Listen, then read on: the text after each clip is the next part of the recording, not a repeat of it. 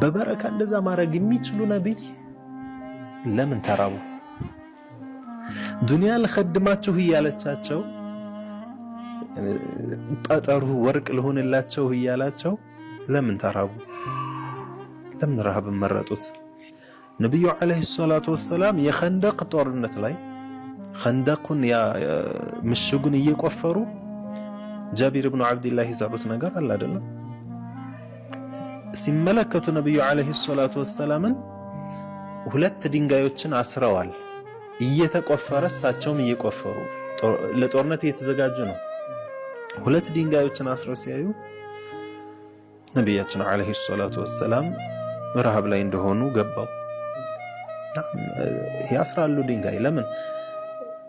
ሆዳቸው በረሃብ ምክንያት እንዳይታጠፍ ክፍት ሲሆን ነው ይበልጥ ረሃቡ የሚሰማውና ጫን ያረጉታል ረሃቡ እንዳይሰማቸው። ድንጋይ ያስሩበታል። ነብዩ አለይሂ ሰላቱ ወሰላም ያስሩ ነበር ድንጋይ። ያንን አስረው ሲያይ ጃቢር ወደ ባለቤቱ ሄዶ ምን አለን ብሎ ምግብ የሆነችን ትንሽ የፍየል ይላሉ እሷን አዘጋጅቶ ለሳቸው የምትበቃ ያክል ሄዶ በጆሮአቸው ሽክ አላቸው አይደል? ትንሽ የምግብ አዘጋጅቻለሁ ነው ሲላቸው እሳቸው ምን አሉ? ያ ጀማ ብሎ ጠሩ። ጃቢር ምግብ አዘጋጅቶልናል ሀያ። እሳቸው ካሉ እንግዲህ መርሐባ ነው መቼም እሳቸውን አይخلፉም። መርሐባ ብሎ ሄደ። ባለቤቱ ስታይ ደነገጠች።